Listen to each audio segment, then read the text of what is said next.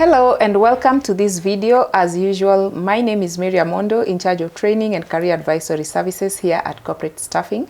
And today we are diving deeper into CVs and we are just looking at the basics. How do you ensure that your CV gets shortlisted by the potential employer or hiring manager?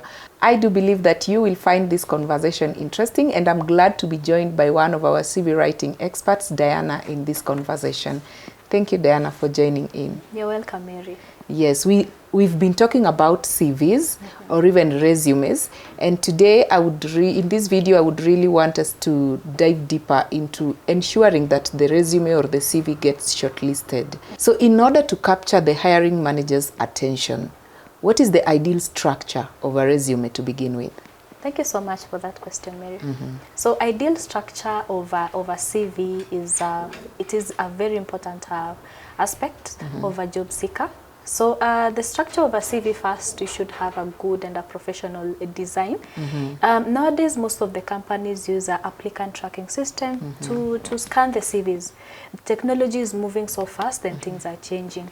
So professional look is very important in a CV. So the next thing is the headline, the header of your CV. So the only information that is needed there is your name, your email, your phone number, and your address. Those are the only information that are needed in your header. So there is a next section after the header called career profile summary. Most of the job seekers always confuse it with a profile statement or maybe just career objective. Yeah, exactly. Yeah, so the most relevant title to have it there is the career profile summary, describing now who you are as a professional, some of your key skills, highlighting some of your work experience and the value that you're going to bring on board. So that is the career profile summary. So it is also important after the career profile summary to highlight the relevant skills, focusing on the technical skills, and in this case have a 3/4 of it, the technical skills, and give a few of the soft skills. So after the key skills, you should have a professional work experience. So focusing on the tenses, if the work experience is in present tense, all the action verbs should just read in present tense, followed by all others in past tense, and in each and every work experience, ensure you bring out the achievement bits because it sets you apart among the rest of the candidates. So after that, you have education section, you have the certification section, and all other sections follows. Interesting. Now, with this kind of structure, I believe it makes it easier even for the hiring manager to be able to follow through, to scan through your CV very fast. Now, but in terms of increasing chances of my CV being shortlisted for any role I apply for, in what ways can a candidate increase these chances of getting their CVs shortlisted? So first of all, it is essential to be very strategic to ensure your CV is picked among the rest of the applicants. So it is important to strike a balance between the content and how you've presented yourself. So the first thing is to always tailor your CV to a particular job advert that has been advertised. Ensure all the information that you have in your CV is in what is in the job advert, so long as you meet the qualification. So the next thing is to emphasize on the key achievements. Ensure that those achievements that are quantified should be brought out well. In percentage, if you improved profitability, if you decreased the costs and minimize the profits of the company, if you train staff. So ensure you emphasize on the key achievements. Also bring out the relevant skills that are needed by that particular company.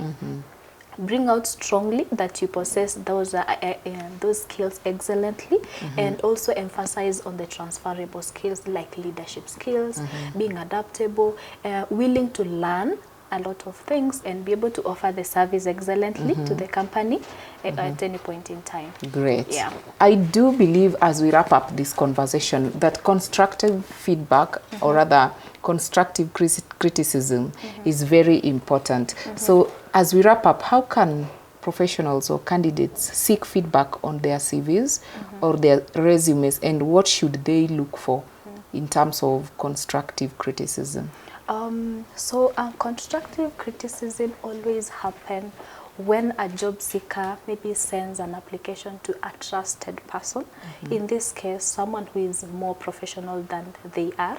So constructive criticism is very important in that by the end of the day, I as a job seeker, I would have known where I'm falling short and areas that I'm supposed to work on. So most of the job seekers always use this criticism to improve on areas that are supposed to be worked on in their documents.